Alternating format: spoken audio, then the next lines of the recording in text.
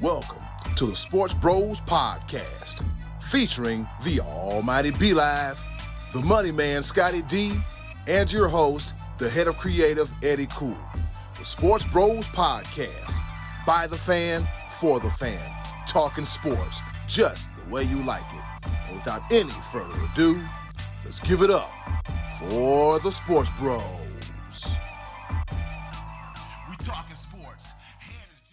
It's Wednesday. It's a little cold up here, but nevertheless, it's Wednesday. You know what that means? It's time once again for your favorite sports podcast, none other than the Sports Bros Podcast. I might sound a little different because I got a legitimate mic stand this time, and I don't have to holler hard like somebody think I'm crazy. But anyways, that's neither here nor there. Y'all probably don't give not a bit of damn difference. I'm rambling incoherently as I usually do. But before I go any further, I got two of the best co-hosts in the world, because you know I can't do it by myself.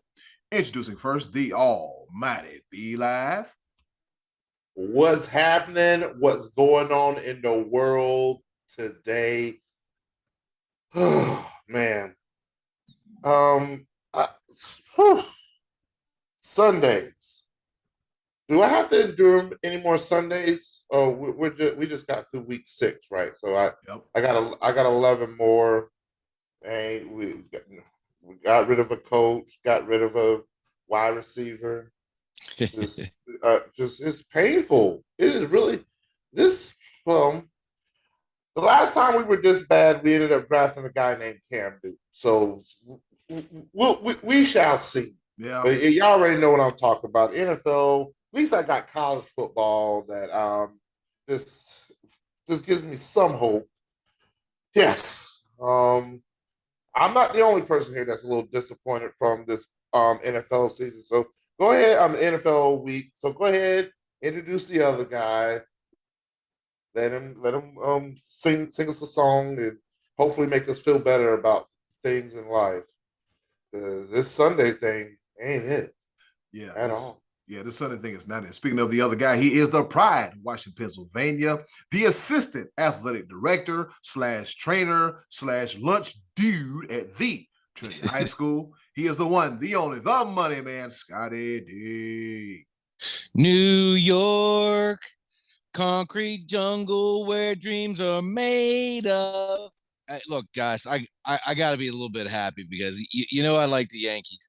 And for all of us, all three sports bros, it was a tough weekend against Philadelphia. The city of Philadelphia kicked our butts this past weekend. We're talking about Cowboys and Braves. We came away unhappy. So I was happy that the Yankees were eventually, they finally got through that series. It was a long time coming, but it was a miserable Sunday night for me. Yeah, and I feel your pain. I know you guys are having a rough season in Carolina too, but yeah, things escalated quickly with the Panthers. I'm sorry, guys. See, here's the problem that I have with you, Scotty D. I mentioned how much disdain I have and how hurt I am about my Panthers. Then you had to compound it by reminding me about the Braves. I didn't even mention them, and now I'm in a swirling deep mode of God. Look, dude, ooh. I'm a Pirate fan. I've been in misery since before opening day. So we did not ask for any catchphrases on this show. We do enough catchphrases that we did not need for you to include "Misery loves company." That's not necessary. But okay, yeah. I was trying not to be miserable. I was trying to celebrate a Yankee win, but anyway. Yeah. I'm just saying it was for all of us. The city of Philadelphia had a good weekend against the sports bros. That's the common denominator that we all suffered to that dreadful sports city. That was a good song. That was a good song because the city and the state of New York is looking really good in football. How about it? Yeah, football especially, and also with the Yankees in baseball. That actually brings me joy because the Mets didn't make it even worse than the Braves. So I'm now happier than I was before. So thank you, Scotty D. Your song did pick me up in a bit. Okay. Eddy Kool, take back over the show. You know me, I ain't got no sense. All right. Yeah, let me grab the reins of this horse and put the horse back on the track. And with that being said, let's go ahead and hop right into it, or gallop the top of the order. All right, let's get this thing started. Here it is, the top of the order. Fellas, we talking about football. Week 6. It is come. It is gone. Panthers, they ain't got no coach no more. Well, they got Steve Wilkes as the interim coach because Matt Rule, his ass had to go. I told somebody them cakes was going to be cooking around week 6 if he didn't right this damn ship quick, fast, and in a hurry. But it doesn't matter. Robbie Anderson, his ass is gone. But nevertheless, let's talk about some football. So with that being said, fellas, this past weekend in the NFL, there's a lot of good teams going on. Other than KC, Buffalo, and Philly, are there any other good teams left in the NFL at this point of the season? Scotty D, you go first. I don't know. I really don't know. Yeah. Philly looks really good right now. They, this was their biggest test, the Dallas defense coming in. And I told you last week, I was kind of expecting it to go this way. I thought that Philly was going to be hot at home. They were riled up. They're playing well. They're healthy. They look really good. I didn't expect them to be, I guess, quite as good on defense. And I say that, and Cooper Rush was there, but Cooper had been playing well. They looked really good. The Bills and Chiefs, cream of the crop. It's actually a shame one of those two teams had to lose on Sunday. And I honestly, I hope and expect to get that game again. And it would be great if that was a rematch in the championship game. If the winner of that got to go to the Super Bowl, that would be pretty cool. The Giants are 5-1. Yep, 5-1. And this week they play Jacksonville, and they are 3-point underdogs. I mean, that's crazy, because Jacksonville is, they're getting better, but they're still not a good team. Teams that I was expecting to be better, like, I don't know, Cleveland, Green Bay, these teams are not looking, they don't look very good. And teams even the Buccaneers losing to Pittsburgh, who has looked pitiful, and they played with both of their quarterbacks the other day. Trubisky came in and got a win over Tom Brady. This Sunday was a weird one. It was really some unexpected things going on. I was not expecting Atlanta and Seattle to have as many wins as they have so far. This is what the NFL has set up for us. Mediocrity. Teams that are all playing kind of at the same level. That's what the salary cap is structured to do, is to level the playing field so that teams are not that financially competitively advanced over other teams. And then it's up to you to figure it out and work it out. And it kind of reared its ugly head in that way this past week. I mean, I picked games this weekend, not even involving the spread, and I did terrible. I picked poorly this past week because all the favorite teams were going down left and right. I mean, San Francisco losing to Atlanta. The Cardinals have looked terrible. I mean, I don't know if they're really, I'm actually kind of encouraged as a Cowboy fan that we have Dak Prescott coming back, because Cooper Rush looked so bad against the Eagles, but yet they were still in that game. It's the Eagles look good, but they don't look dominant.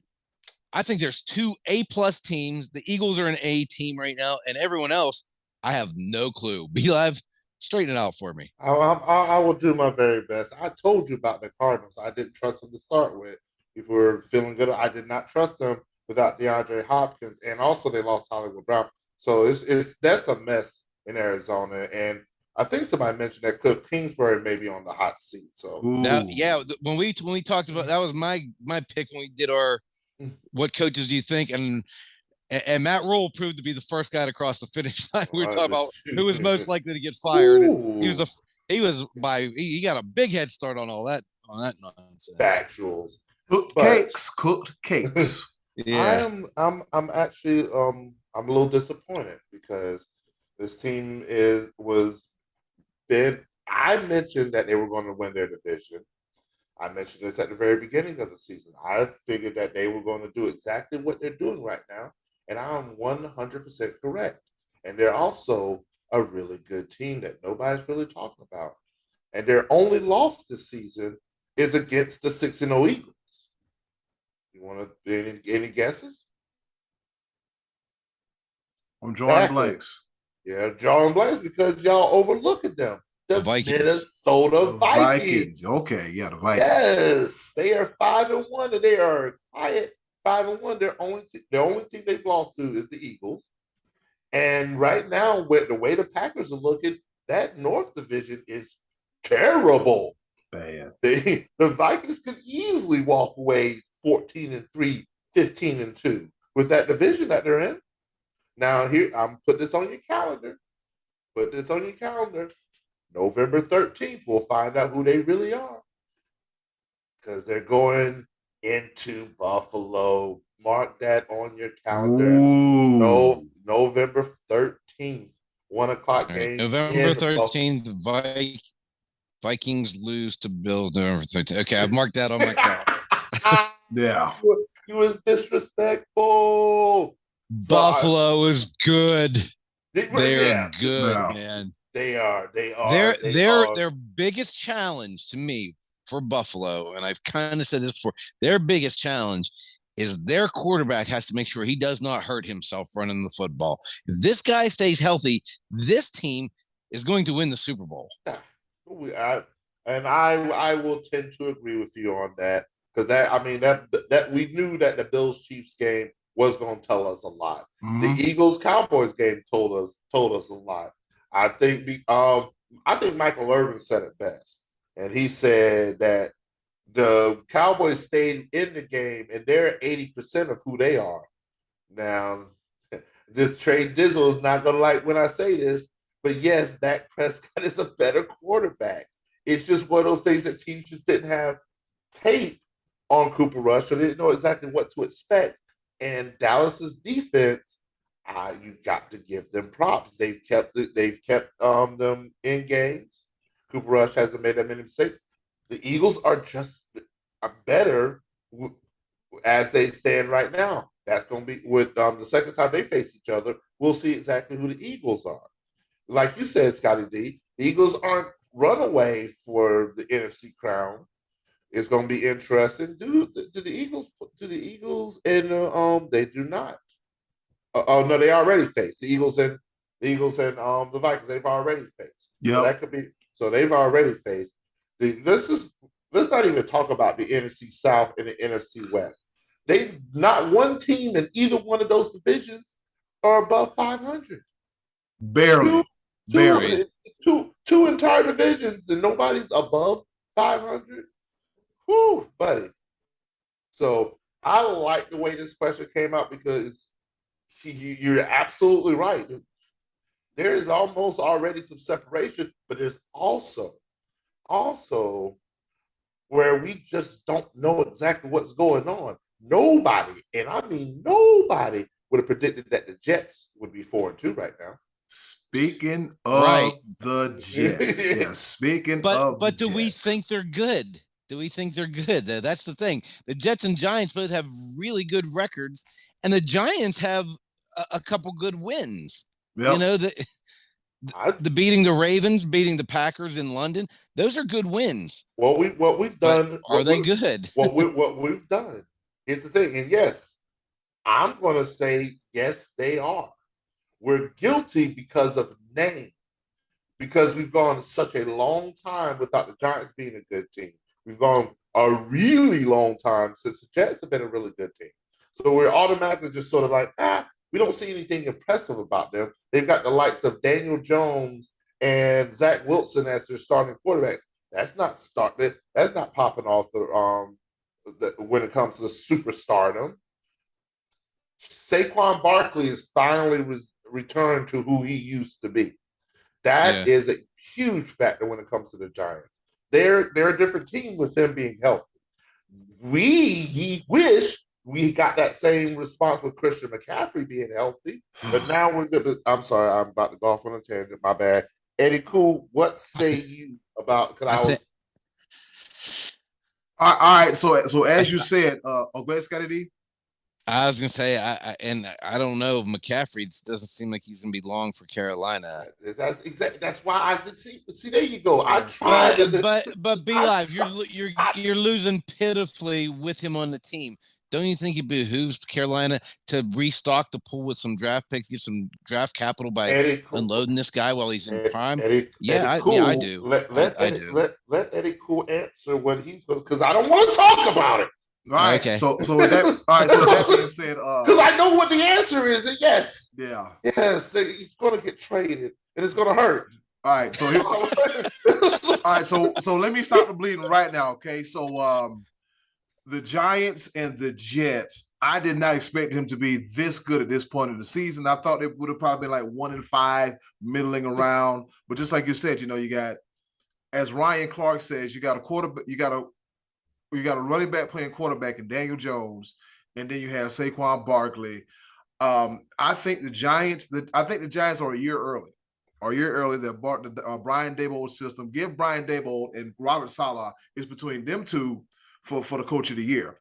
And the Jets, I mean, yeah, they got to win over Cleveland, but who else beat Cleveland? We didn't beat Cleveland.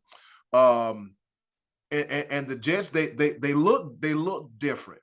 They look different. They look fast. The defense is flying to the ball. You got Quentin Williams in the middle. You got Zach Wilson doing what he does best, and then you also got Breece Hall at running back.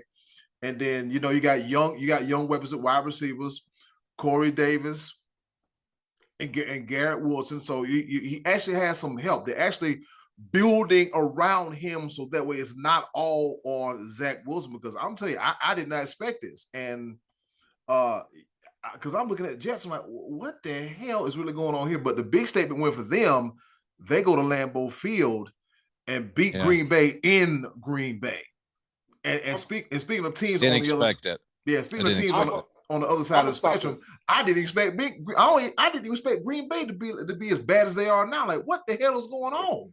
I was about to say that. Mm-hmm. We're giving teams credit for beating Green Bay. Green Bay just isn't that good. They stink. We're giving too much credit to Aaron Rodgers. They're not on the same page. They're not. They look at his receivers and him are not connecting. They're not. That's at all. Problem. Him and his receivers. They're not getting open. They're young guys. He doesn't trust them. There's not chemistry there yet. Can that be developed as the season goes on? Possibly. Yeah. Possibly. But they better do it fast. You can't keep losing. You got to eke out a couple wins in that process of building that. And I think the same can be said of Tampa Bay. I think Tampa Bay, as the season goes on, will get it together. I mean, they have to win a weak division this year. And I think that they can do that. That's not necessarily you keep pouring salt on the wound. Well, I know the Panthers are dead last in power rankings. I know we got the number 1 draft pick coming. We're going to trade away Christian McCaffrey. But the Saints and Falcons are bad too. We ain't got no coach. We ain't got nothing. Why you keep doing this to me? Well, take them aside. The other teams in the division aren't very good either. No, the Falcons and Saints aren't very good. So, as good as we're pointing the arrow upwards in the right direction for the Eagles, I mean, as the season goes on, if you get into a postseason game against Tampa Bay and a team that's like experienced as they are, it's not like a given that Philly's that much head and shoulders against Tampa Bay. Tom Brady's still throwing the football pretty well. He had a bad weekend against Pittsburgh, but the guy's it's not like his arm fell off. He had a bad weekend because his priorities are messed up. Well, here we go. I said, and I'll get into that later. I'm just about to saying, is he? Oh man, I'm gonna give you a 2-parter. I'm gonna get into that a little bit later, and then I got something spicy next week. I'm gonna go ahead and give you a precursor. I've already got a pepper point for next week because I've already filled my quota this week. I got something for y'all next week too about that. Sorry, my bad. Oh yeah, all right. Yes. Yeah. So Scotty D, I was expecting a money man rant, but you won't have too much to rant about because your Cowboys, they got a little one. Yeah. I got a little one. Eddy Kool. Oh, You don't go for it early in the game on your own 30-yard line, especially when you can challenge and get a first down just by doing that. What kind of nonsense is that? It's only 14-0 in the first quarter. You have a defense that's been playing out of their minds good all year long, and a desperation call, fourth and inches, and you don't even just pound it up the middle. You roll Cooper Rush out, who was throwing the ball nowhere near his receivers at that point of the game anyway. Terrible Mike McCarthy game management again. You challenge it. It's first down. You give them that. And you know what else? Here's another dumb thing. McCarthy and his dumb league leading penalty team at the end of the first quarter. I'm about to lose it on this one. 4th down and 4, the Eagles go to the line with no intention whatsoever. And everybody in North America knew there was no intention of them running a play. They were just going to try to draw the Cowboys offside and then kick the field goal. And the Cowboys are dumb enough to fall for that. They fell for that. Come on, man. You know they're not running a play. How many times you've seen it done where, maybe we'll draw them offside for the punt. We'll go there and we'll tap my shoulder. The quarterback taps his helmet and yells and people flip. And we fell for that nonsense and gifted them 4 points. And then McCarthy goes for it on his own 30-yard line on 4th down and gives them another 3 points. They lost by 9. So that changes the whole trajectory of the game because at the end of the game, the Cowboys wouldn't have been in desperation mode having to throw the ball down the field. They could have taken their time and run to try to get down there and maybe win with a field goal. Okay. Mini rant. Situational awareness. And ladies and gentlemen that are listening to the show, want to give you just a little lesson on fire safety. When it comes to a gas fire, you don't pour water on it because it will get bigger. And Eddy Kool, you just poured water on a gas fire. Started into a rant. I knew it was coming. He was a little too damn calm. I know it was coming. You should be ashamed of yourself. Those guys, they made me put Penguins gear on already in the first week of the Hawks. I'm wearing Penguin stuff because the Cowboys made me mad. All right, fellas, be live. I'm gonna spare you. I'm gonna take you away from football and put your mind on baseball. There are 4 teams left. Doesn't help. Yeah, well, it'll get you through it. To drink some water, do something. Okay, figure it out. All right, figure it out. I'm gonna drink something. Oh boy, we got 4. All right, here we go. We got 4 teams left: 2 in the American League, 2 in the National League. The National League Championship Series, the Padres and the Phillies. And then the American League Championship Series, we have the Yankees against those dirty, dirty Astros. Scotty D has some thoughts at this point of the postseason. Scotty D, what's on your mind, player? Well, first of all, I love this time of year for the reason that day baseball with meaning takes place. You know, I like the fact that in the old days there was World Series games and championship games in the daytime, and you don't get that anymore. But in the earlier rounds of the postseason, you do. You get these games that were on at 3 o'clock. Actually, the Yankee game was on 1 o'clock the other day. You know, I like that stuff. I liked getting off work and the cool fall air and baseball on, and these games mean something. I love it. I love that time of year. It strikes me this year that there were 4 teams that won 100 games, and the Padres have already beaten 2 of those teams.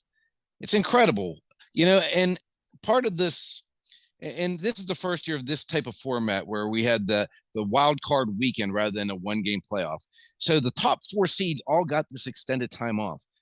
And I'm anxious to see going forward the next couple years if this type of pattern holds true, because it's hard to ramp up the intensity to teams that are already experiencing it. The Padres and Mets won 3 games. That was the only one. And the Padres had to be at an all-time high intensity-wise to win that series. And then they go right in and slayed the beast with the Dodgers. Dodgers having had time off. You know, baseball is a game of timing. And depending how the regular season ends, some of these guys weren't playing meaningful baseball for 7 to 10 days. You know, pitchers maybe even longer. And I always said that in the past, I've seen teams that have run out to leads or swept and had to sit and wait while another series would go 7 games. And you even see a little bit in the NBA, where maybe the first game, the better team's timing is off a little bit. You're not as intense. It's hard to get back in, jump back in. But with baseball, it for 2 of the top teams to be eliminated that sat and wait, and then the Astros basically had one guy carried them through their series. Yordan Alvarez brought them back from the dead in game 1. He hit the game-winning home run in game 2, and had the Mariners scored 1 run in the first 17 innings of game 3, they could have won that game as well. So even the Astros were kind of not playing their best baseball at that point. And the Yankees didn't look very good. They had to go to a 5th game, and that was kind of a weird series with the weather delays and all that. And they were able to escape. So we got 2 teams, of the 4 teams that won 100, 2 eliminated by the Padres. We now have 2 teams that won only 80-some games playing for the National League right to go to the World Series. And I think that's actually kind of good. For the fan bases, the Padres haven't been to a championship series in over 20 years, and it's been 12 for the Phillies, to have some fresh faces in there. I know people get tired of seeing Yankees, Astros, Red Sox year after year, and you're getting that in the American League again. You're getting Yankees and Astros, and that's kind of, I think, in the eyes of sports fans, kind of the villain team against the other villain team. It's like, who do you root for there? But I'm buying the Padres, man. I mean, with Darvish, Musgrove, Snell as their starting, 3 starting pitchers in the best of 7 series, I think they can get by Philly. They have the home field. And B-Live, we talked about this last week a little bit. I said that I kind of had a feeling that even though the Dodgers dominated them in the regular season, the familiarity factor wouldn't scare the Padres away. And sure enough, man, they stood toe to toe with and slayed the beast. That was their biggest obstacle to overcome, because they lost the division to that team by 20-some games. I mean, it wasn't even close in the regular season. And then the Phillies, and I know it's a sore subject, but the Phillies were the last team to clinch a postseason berth, and they did what they did. And I'm sorry there's not going to be a repeat, but Philly's playing good baseball.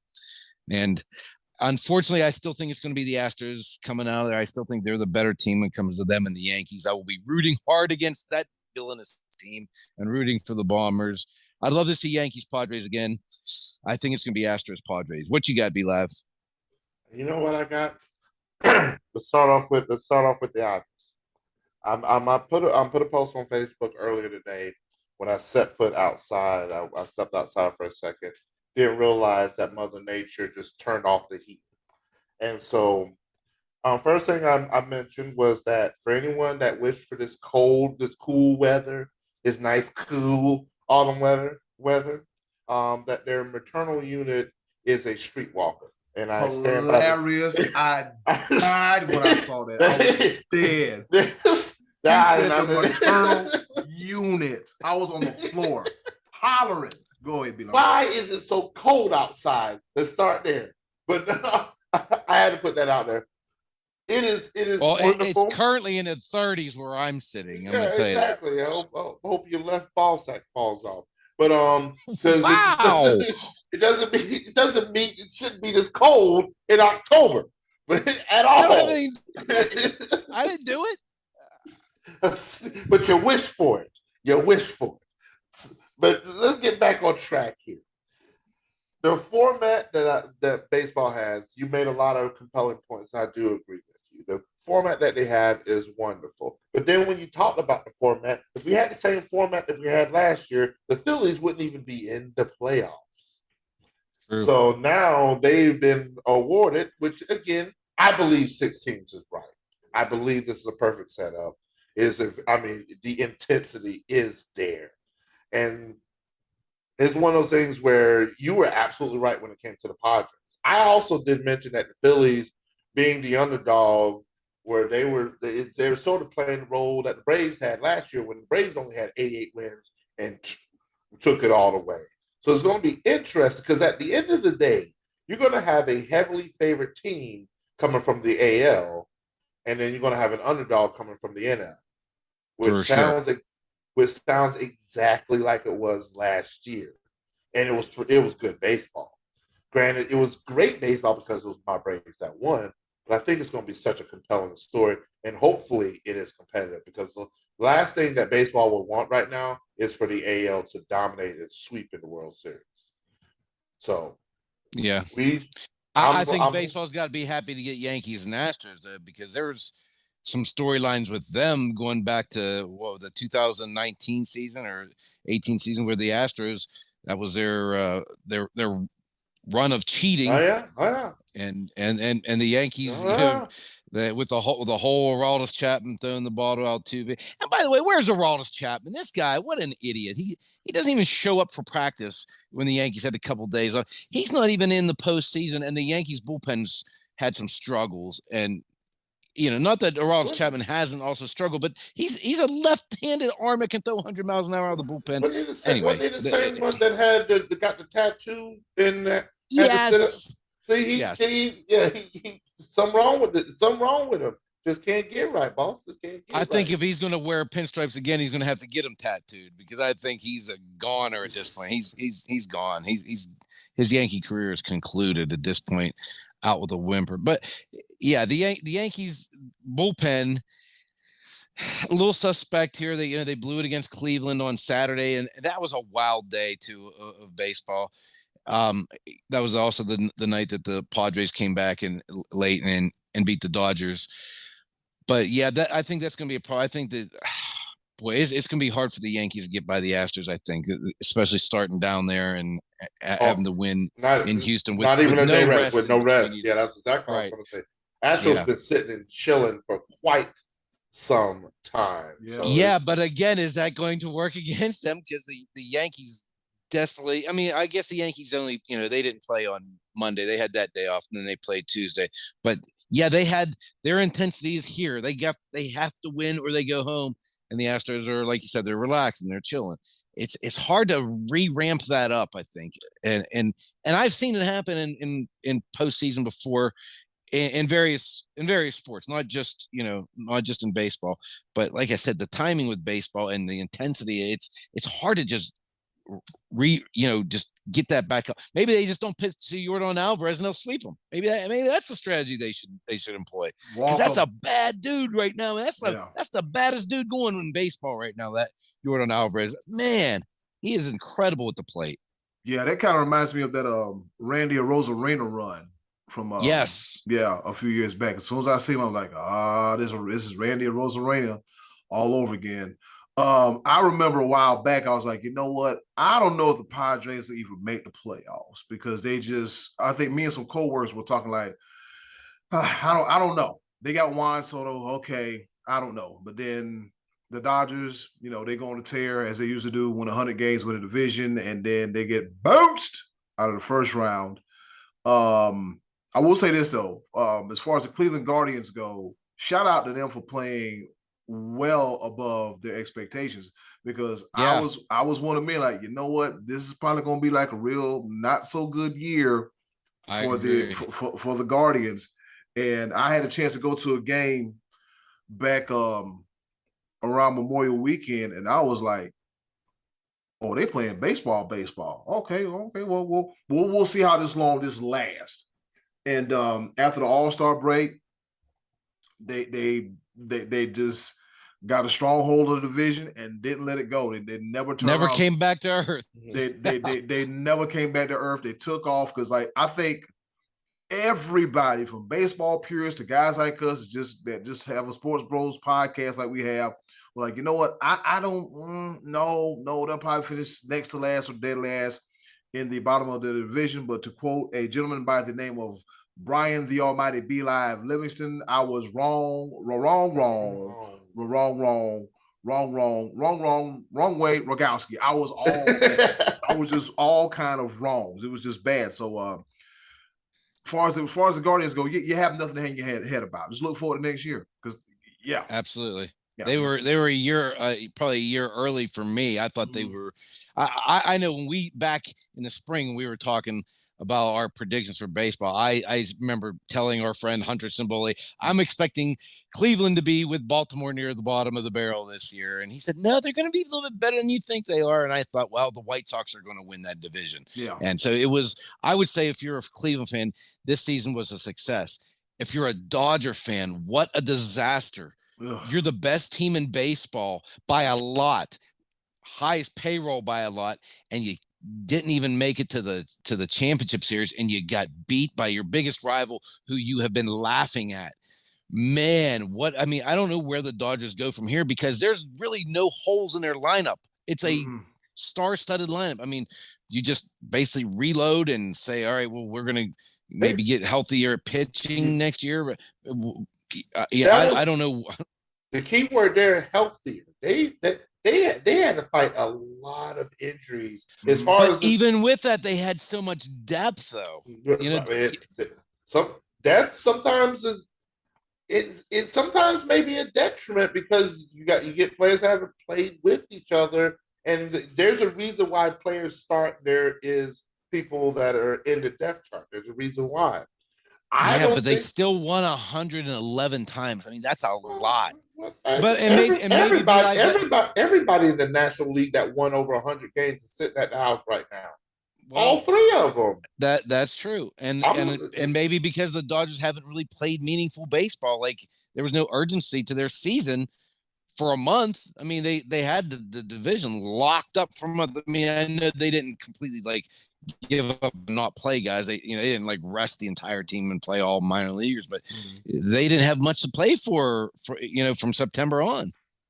And one thing that brings me back a little bit more joy is when you said that the Dodgers season was a disaster. Not as much as the Mets. Ooh. The Mets, they went from they were 10.5 games ahead at one point in time over the Braves. They went from that to the second to the last series, losing the lead in the division, and then had to play, as opposed to having a bye week like the Braves did. They had to play and then lost that weekend. So, and with all the money that the Mets have spent, a lot, they spent a lot of money for them to not even win the division. I have joy again. Even though my Braves are sitting at home too, I have joy again. Now, the $1 million questions, because we're talking about a bunch of past stuff, these teams are sitting at home. Who's winning it all, fellas? I'm going Houston. Sadly, I'm going Houston. You know how I've been doing this in the entire time? I'm going Padres. I hope you're right. Well, I'm going if Padres. It comes down. I mean, I'm rooting for the Yankees. Go ahead. I can't. You know what? Let me do this. I'm gonna do right. I'm rooting for the Padres. Okay. I think the Phillies are going to win it all. I think the Phillies are sitting in the same exact. You completely turned. You completely 360'd. A whole heel turn. Boo. The reason why I'm doing this, because I'm going to do right by our listeners. I'm not going to be a complete fanboy and just not give the Phillies credit where credit is due. They're in the position that they are in for a reason. Yes, I'm a Braves fan. Yes, I hate the Phillies, but they're in this spot for a reason. And I think they're hot at the right time. I think the Phillies will win it all. I'm rooting for the Padres. But I think the Padres, despite as we're recording, the Padres are down 2-0 in the bottom of the 8th. Despite that, I think the Padres will win that series, but I think they'll lose to the Astros in the World Series. How about you, Eddy Kool? Who you like in here? Lord have mercy. It's and see, like all the favorites are gone. I am over for the playoffs. Man, from the looks of it, I would like to see the Yankees in the World Series, but the Astros, they mess around and catch fire. And when you play a hot team, it's real hard to put them out. So I'm looking at Astros representing the American League, and the National League is going to be the Padres. And I think the Padres are going to find somehow, some way to, they get there. They're going to find a way to get there, but that doesn't mean they're going to win. I'm thinking Astros in 5. in the World All right, Series. so Yep, in the World Series. Yep, Astros in 5 over the Padres. So Eddy Kool went Astros Padres in the World Series. Astros are 5. Scotty D, you went Astros Padres in the World Series, and the Astros winning. Me, I'm going Astros Phillies in the World Series. Okay. I have the Phillies win. So I I go against the grain. I would take any of those teams to beat the Astros. As long as it's not the Astros, I'll be happy with any of them. But I think they got that look. They're deep. They have the pitching, and they have Alvarez, who I think is playing the best baseball of anybody right now. I really do. I'm going to say this one time, and I'm going to say this on the air, which something I never thought I would ever say in my life. Uh-oh. Ever. Should I be scared? Should we be scared? Should we be prepared? New York Yankees. Let me get into the mic real quick. Let's go. Aaron Judge.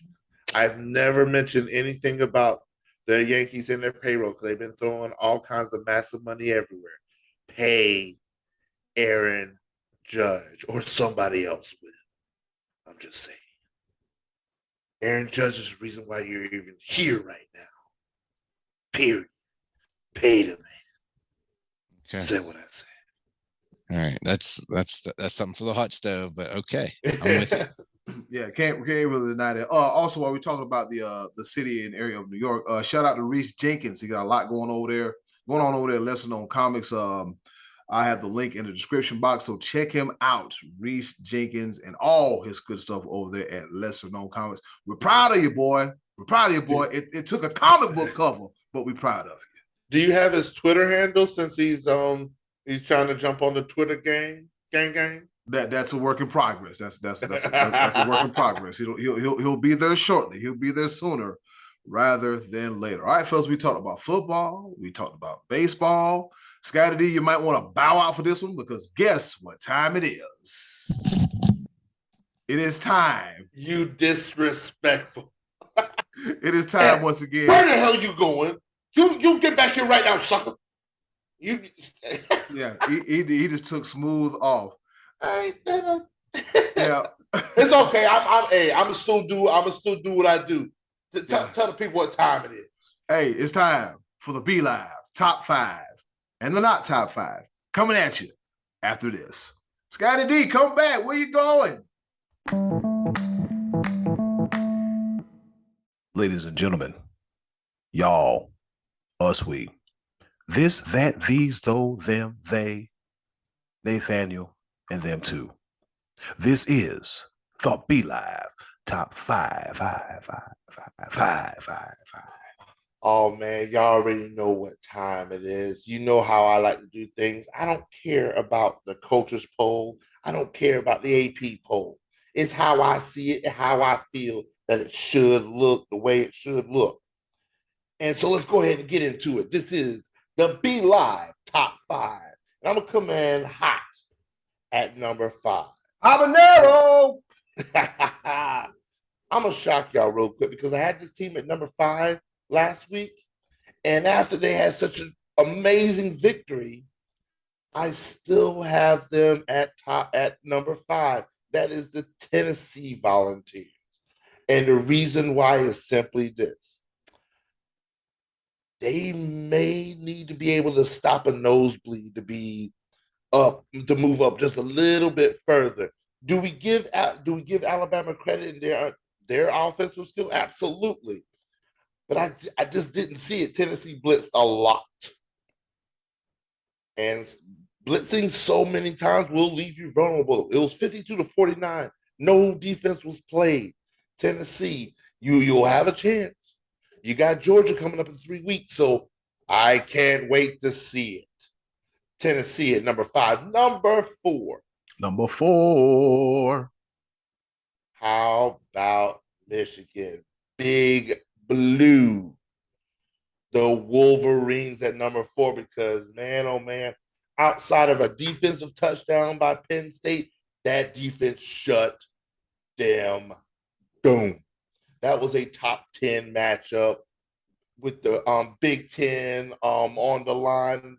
Still a lot of football to go. but Michigan's defense is legit. And that's why I put Michigan above Tennessee, because at the end of the day, I will always believe that defense wins championships. And that will take me to number 3. Number 3. All roads lead to Dabo. You know how it is, my Clemson Tigers. I feel like the defense gets better and better. People discount what Florida State is capable of. They ran the ball down our throats that first drive. They scored a couple points, but that second half, the last 4 minutes of the first half and the second half, defense shut down, and Clemson just pulled away. They got a little garbage points at the end, but I think at the end of the day, Clemson has that defense, especially that front four on the defensive line, that is the best in the country. Going on to number 2. Número 2. Number 2's got to be the Georgia Bulldogs. I still haven't seen them play that top-notch team yet. I'm still going to hold Kent State a little bit over their head. I'm going to hold Missouri a little bit over their head. That's why I have them at number 2, which, guess what? I did it again. People don't like it. I don't care. Number 1.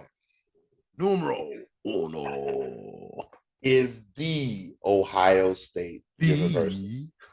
The thing about the reason why I have them at number 1 is they've been the most consistent.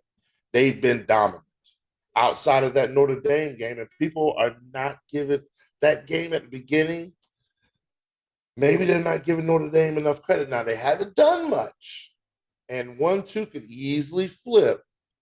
But, man, I think there's games that are coming up 3 weeks. You've got Georgia and Tennessee that's going to tell the tale. You also got Ohio State, Michigan. This will flip. But as of right now, that is my Be Live top 5. But y'all know how I do things. I like to feature who's on top, and then I like to feature those that we like to call overrated. Overrated. Man, oh man, you are not who we thought you were, and I will not let them off the hook. And so I'm going to go ahead and get into it. Number 5, I talked about it just a little bit, because guess what? They're no longer in my top 5, because guess what? They're just a bit overrated, and that is Alabama. The Crimson Tide, they had their quarterback back. Yeah. They got Bryce Young was back, and he was slanging that thing. But their defense could not stop a thing. SOF capital T, soft. Alabama defense, man. How you going to let one player, one wide receiver score 5 touchdowns? That's unheard of. Alabama. Nick Saban, it just ain't it. It just ain't it. And now you leave the door for Ole Miss. Ole Miss to lead the SEC West. That's why Alabama is overrated. Number 4. I still have to keep BYU here. You had a chance. You had a chance to move up, be that independent that we've been looking for you to be, and you keep laying eggs. Like, what are you doing?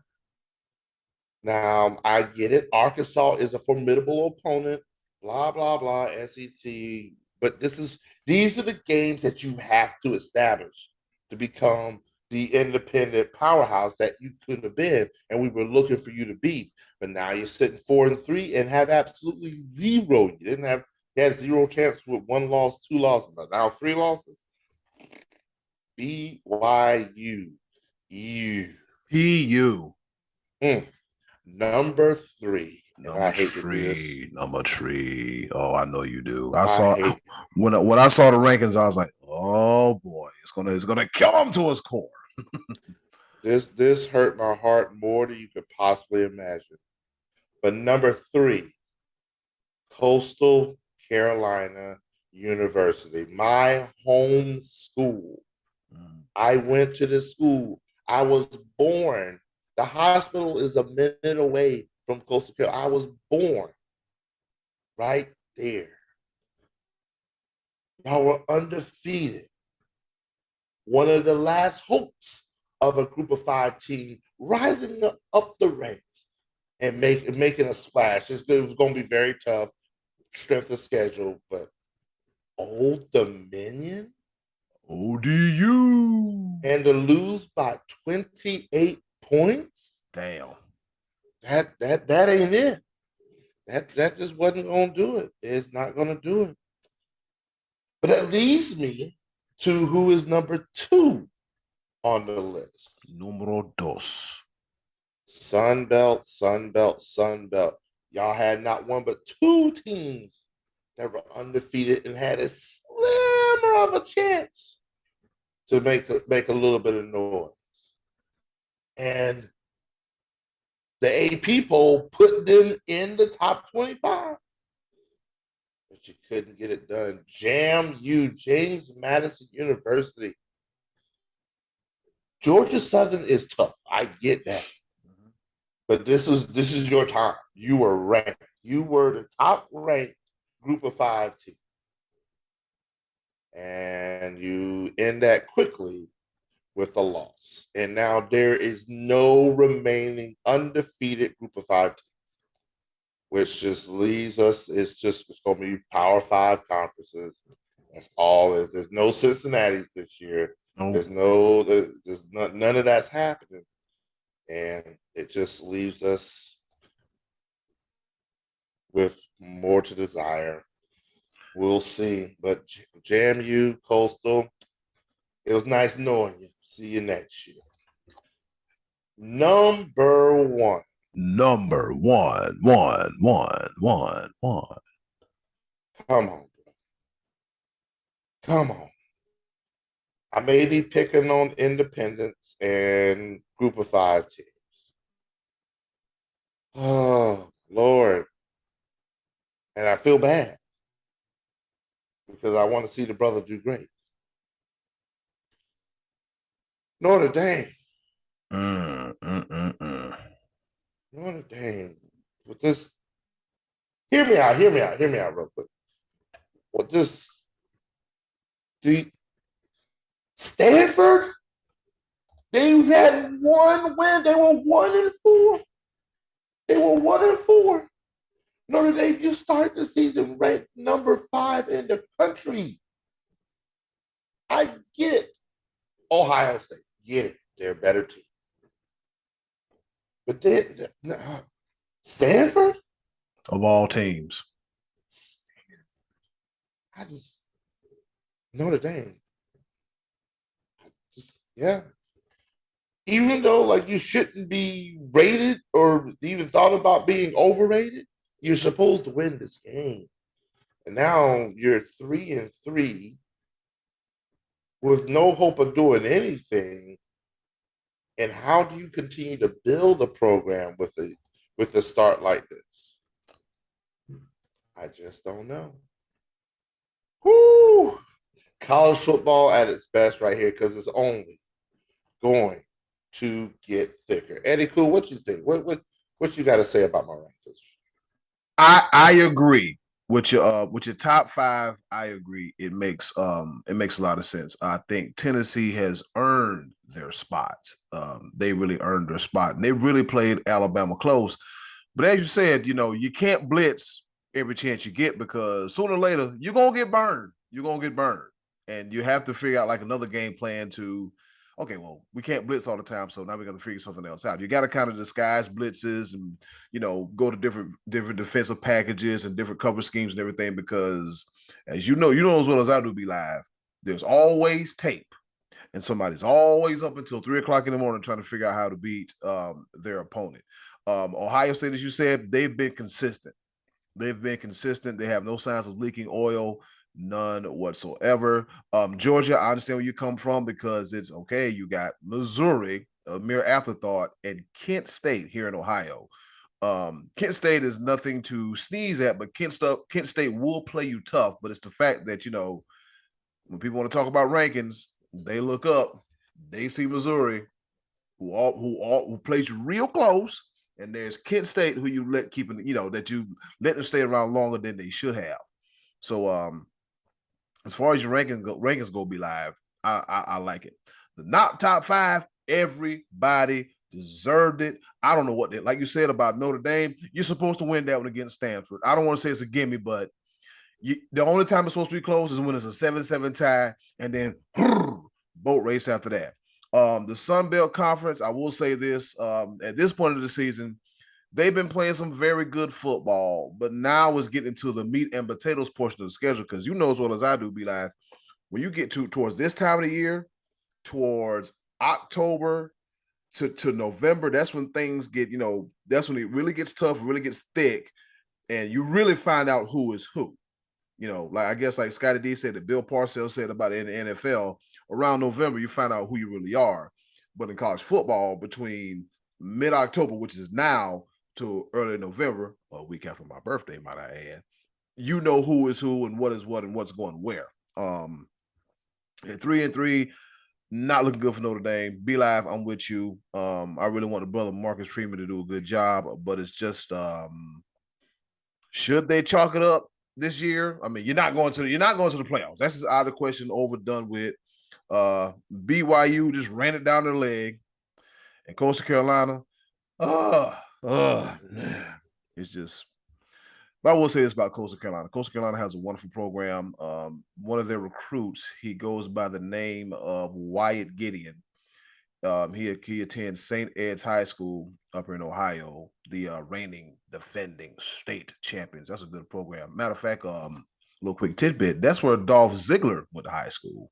Oh, okay. Yeah, went to high school right there in Lakewood, located on Detroit Road. So yeah, the Be Live top 5, it all makes sense. Everything makes sense. Scotty D must have to sit this one out. I guess he was so aggravated he couldn't take it anymore. Maybe he's still seething. Maybe he's still seething from that Cowboy loss. He is. You know, as he already talked about earlier. Yeah. So he'll be all right. He'll be all right. But man, once again, like I said, you said it best. The meat and potatoes is really about to happen, because now this coming week, there's some games that are on the schedule that I'll absolutely be watching. Bruh. I'm telling you. So already, you know what game I'm going to be watching at noon. I won't be, but I will be. I'll be working, but don't tell nobody. Undefeated number 14 Syracuse against undefeated number 5 or number 3 on my list, Clemson. And Syracuse, they're pesky.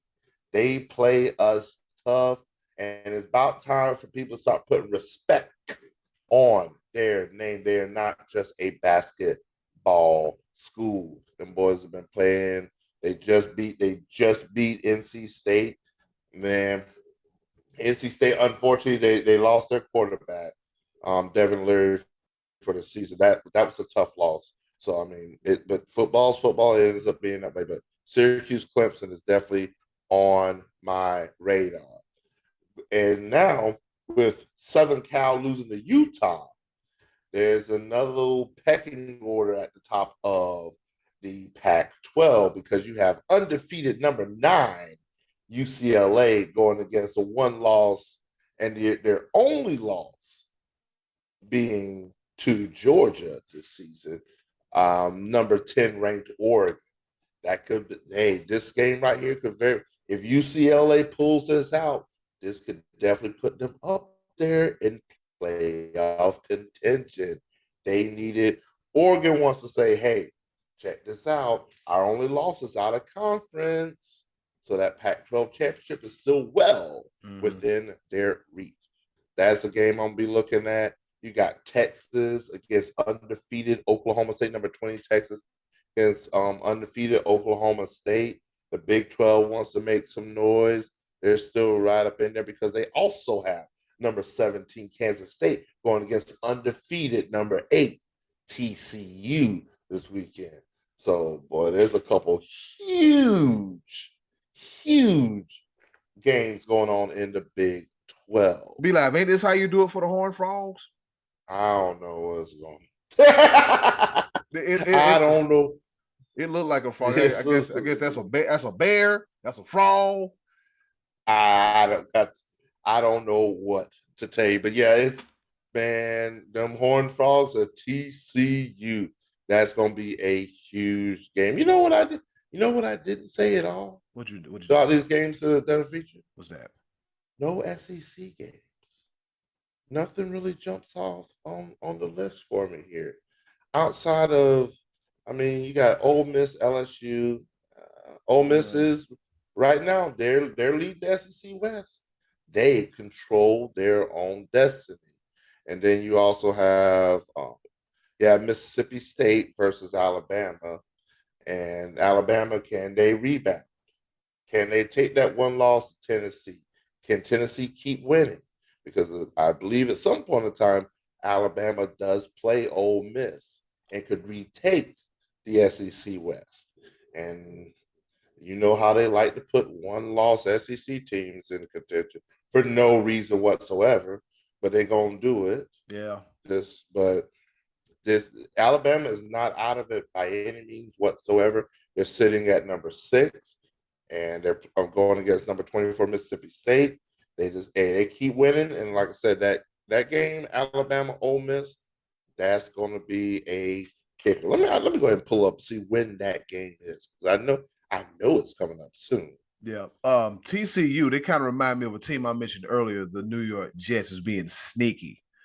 You know, like I said, the New York Jets, they right here just beating everybody, you know, like playing some real football, beating everybody. So TCU, they're always in the thick of things. They're always in the thick of things. You can never count the Horned Frogs out. If you're watching, listening to this podcast, TCU fans, am I doing it right? Am I doing it? Is the thumb supposed to be in between or tucked? Is this F-low, bleed-low? I mean,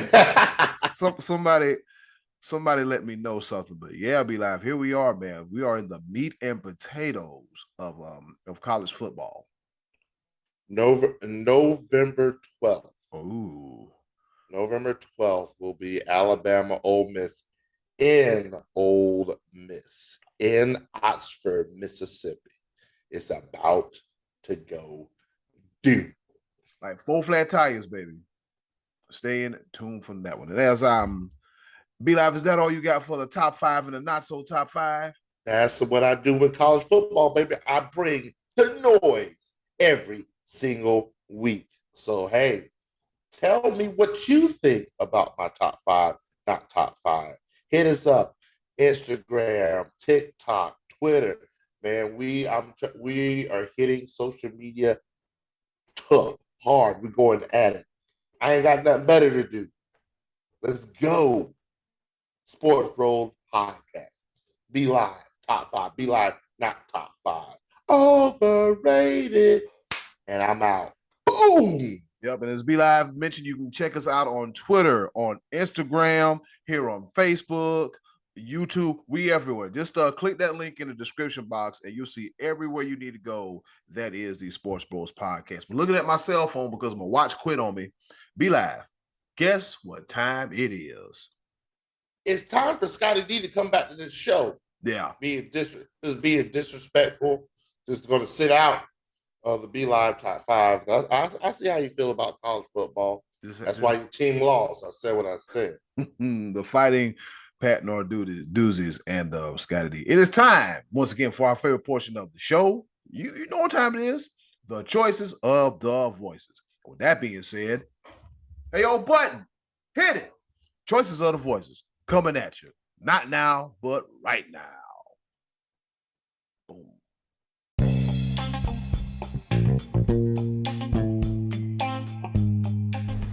And now, our favorite part of the show, the choices of the voices. Once again, thank you to the wonderful and ever so lovely Miss Button for introducing our favorite portion of the show. You guessed it. It is the choices of the voices. We ask you a question. You give us an answer. We give you our answers. We talk about it, make fun of it, put you in the penalty box, read funny Dak Prescott answers, and all that good stuff. From the looks of it, the Money Man has calmed down from his Money Man rant. He always gives us an epic Money Man rant when it comes to the Cowboys. So while he's calm, we're going to have him tell us, Scotty D, what's this week's question for the choices of the voices? Okay, so we were talking NFL football the last couple weeks on choices of voices, and this week the question was just to tell us something that you saw on an NFL field that you found humor in, something out there that you just thought was funny. And I asked you not to mention Leon Lett, but I think somebody did anyway. But anyway, that was what we were getting at, stuff that goes beyond the game that you just said.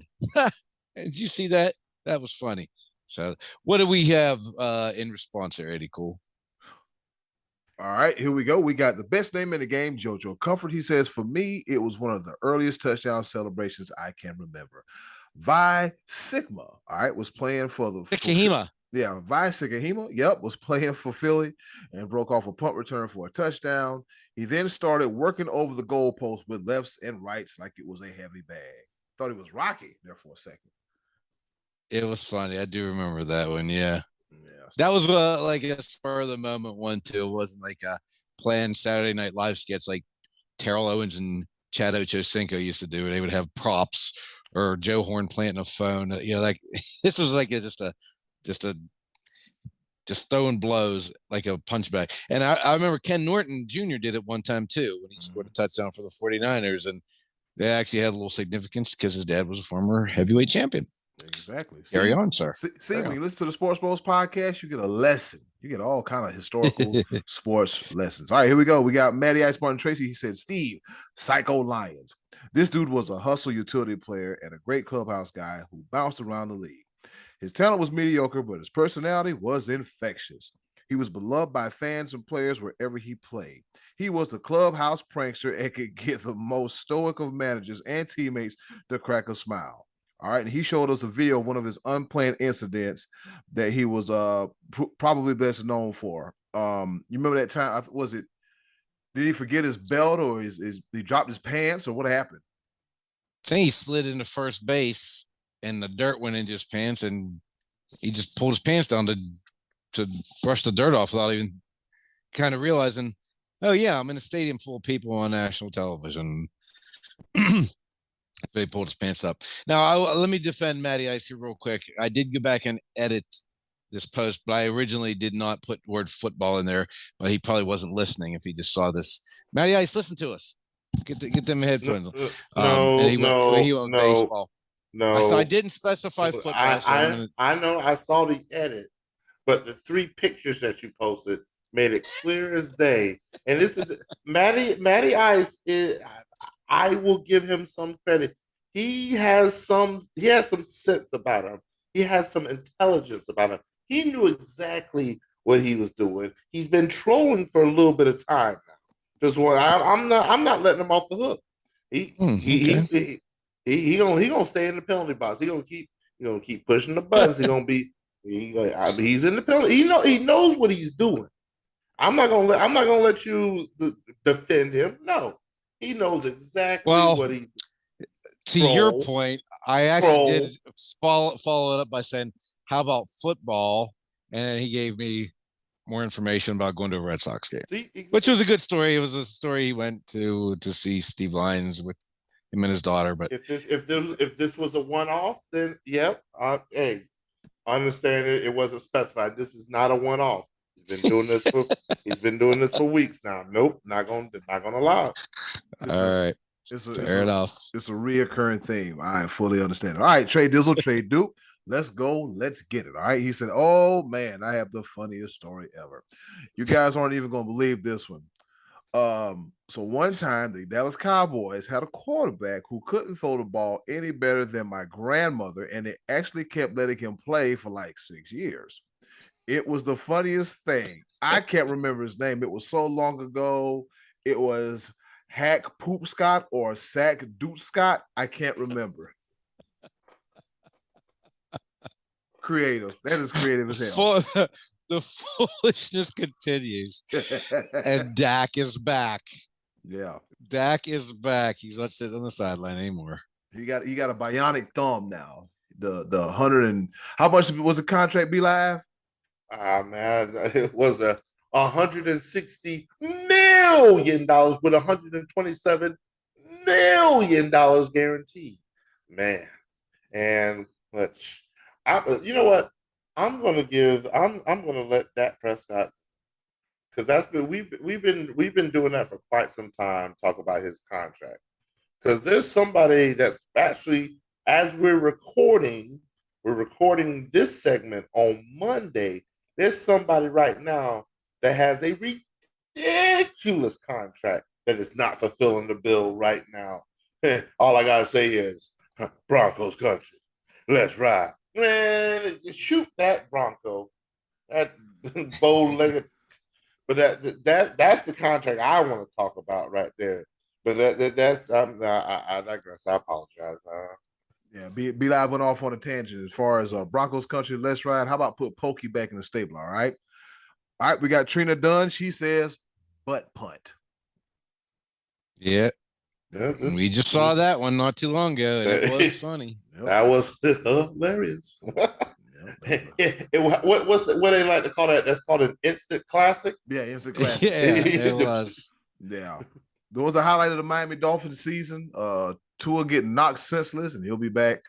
He'll be back next this coming week, and then Trent Sherfield, the butt punt. Ow, he got hurt, but doing the butt.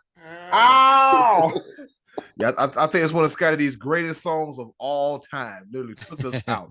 I love it. I would have it any other way. All right, Ronnie Bellamy. Ow!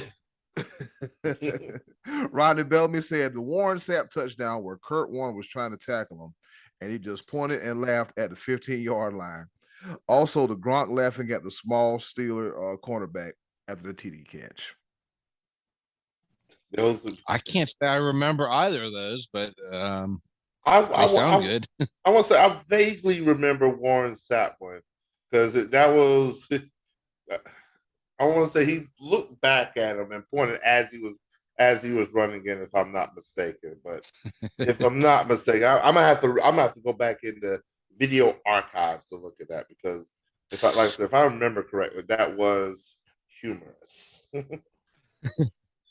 All right, here we go. We got John Wasiek in a mirror that Scotty D does not want to mention. Leon Letts hot dogging won me a Super Bowl square. It must have been like must have been like on a prop bet or something like that. No, on squares. And evidently, if Leon Lett would have scored, it would have blown his money. But because he lost that touchdown, he won the square for that. Like a 7-0 or I got you. Okay, makes sense. Yeah. All right, we got the Hall of Famer himself, who's probably having a horrible weekend this past weekend. Uncle Max. He says watching Karen Rodgers play football this year. How they turn on him? They turn it on Aaron Rodgers. Yeah. I mean, Aaron Rodgers sort of did RELAX. Oh, but oh man, as I mentioned earlier, you got these two old head quarterbacks that are struggling, and you got the likes of Daniel Jones and the Giants. Who was this? Zach, steal your girl, or Wilson, steal your mama, Wilson. Yeah, hide your mama, because he finna come get her too. Oh man, got them with their success, and nobody wants to play football in the NFC, but we shall see. But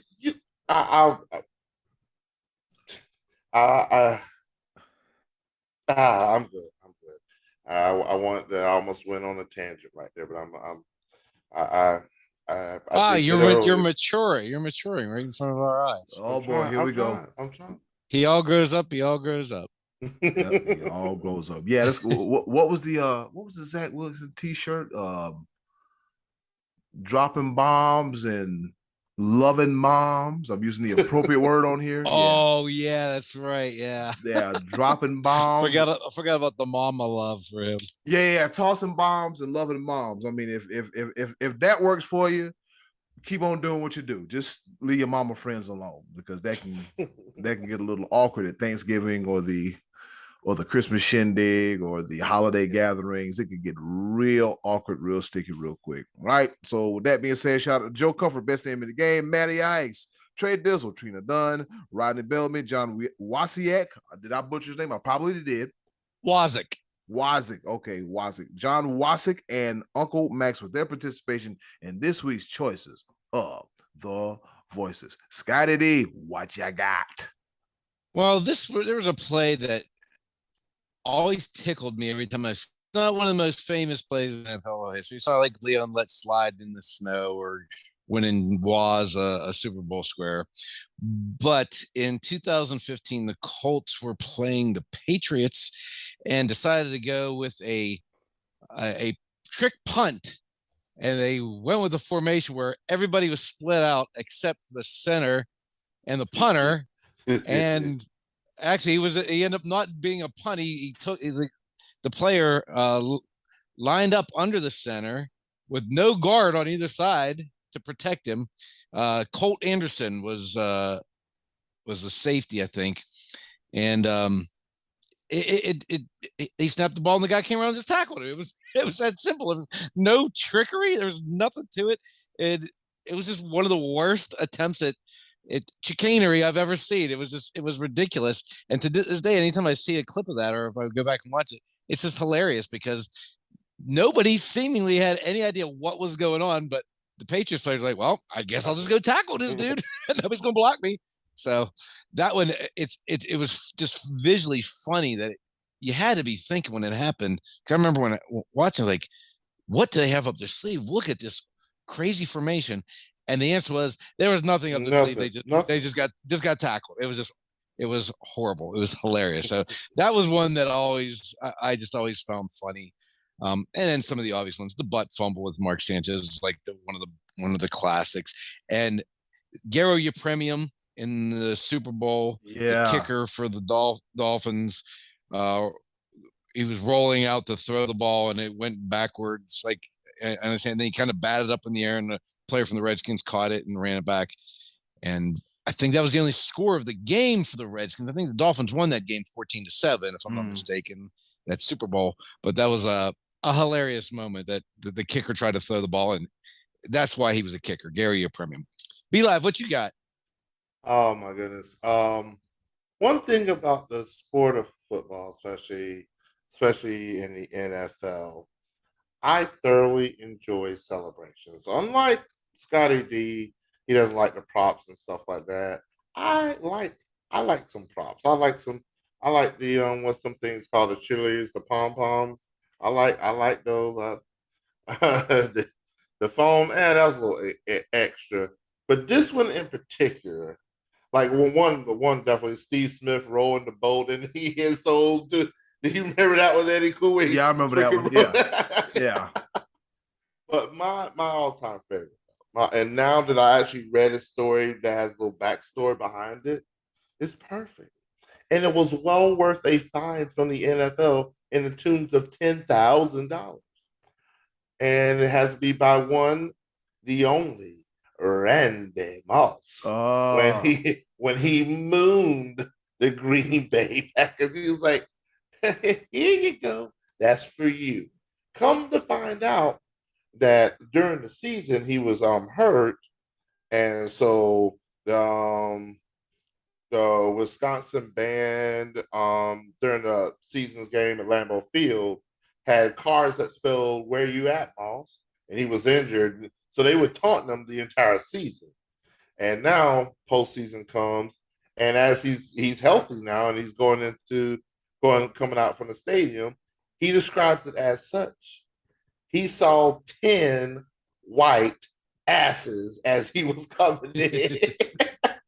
Packer fans mooning him as he's coming in. He's like, "Oh, okay, bet I got something for you." And that's where it stemmed from, was where he got mooned coming into the stadium.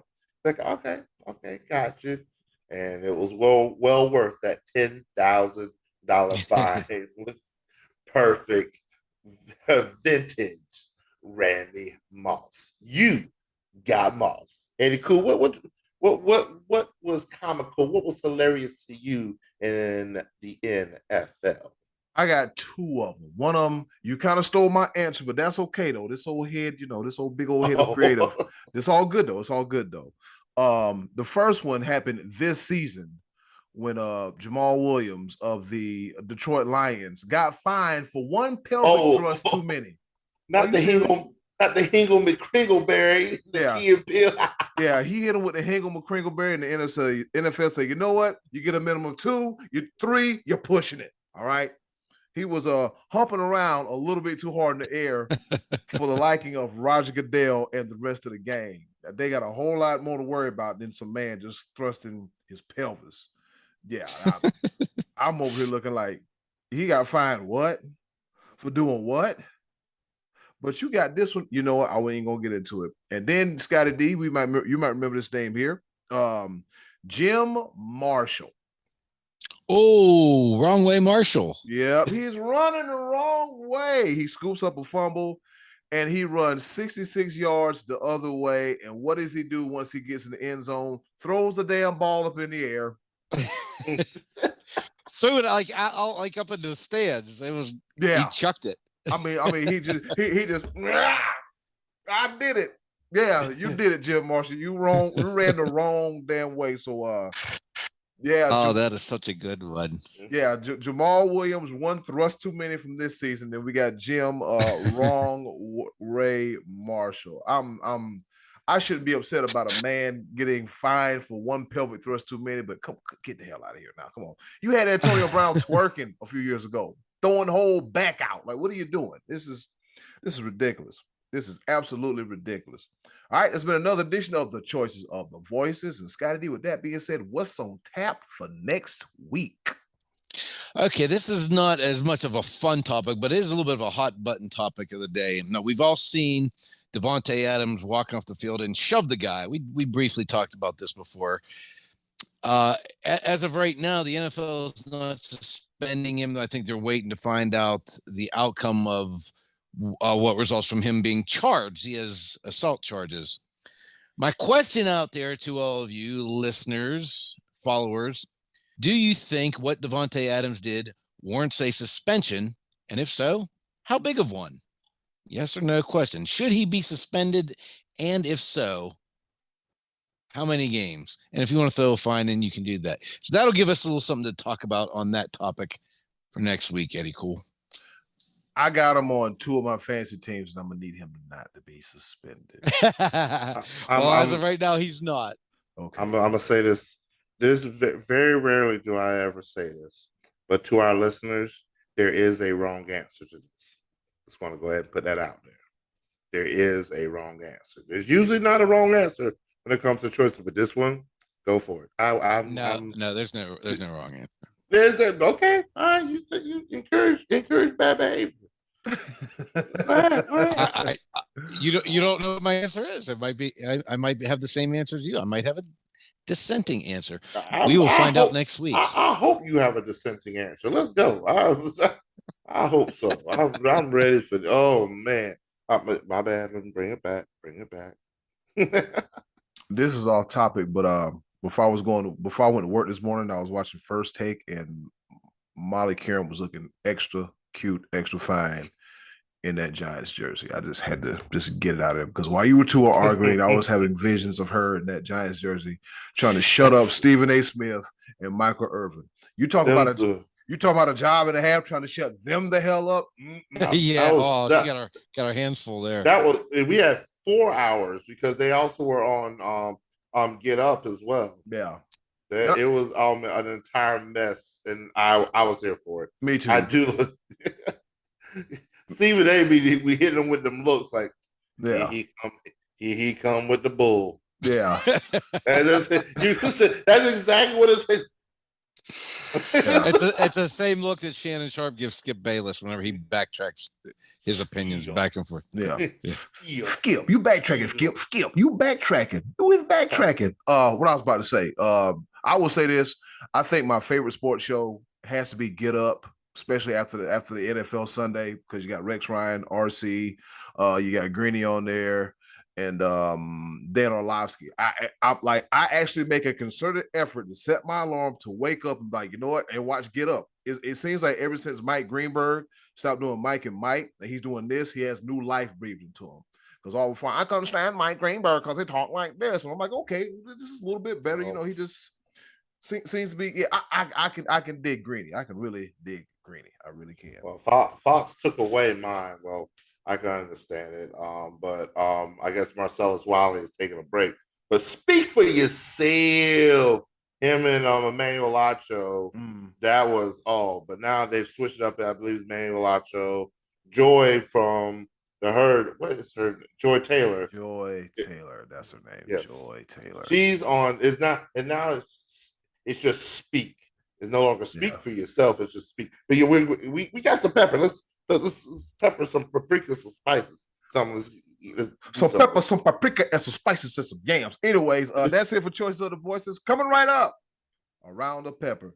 And look, you need to go to the doctor, baby. Don't sneeze on me. Have you had your shot yet? Because you need to get one. Because your boogers, your drainage, keep it to yourself. Pepper coming right up after this.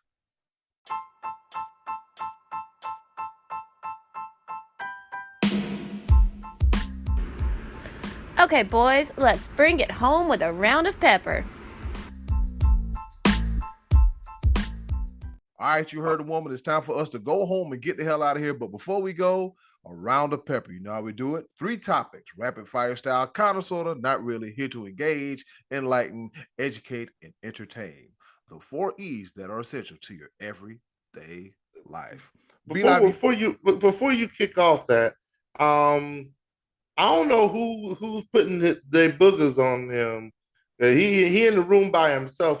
He got this whole Manti Te'o vibe when it comes to pepper. So he got an imaginary person's putting boogers on. But I guess that's part of that entertaining part of the show. So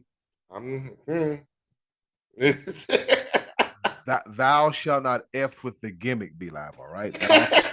Thou shall not F with the gimmick, okay? I'm feeling myself. I got a mic stand. I ain't got to holler as much. So with that being said, I'll go ahead with my first pepper point, and I'll go first. And fellas, you'll remember the second part of this pepper point as well, too.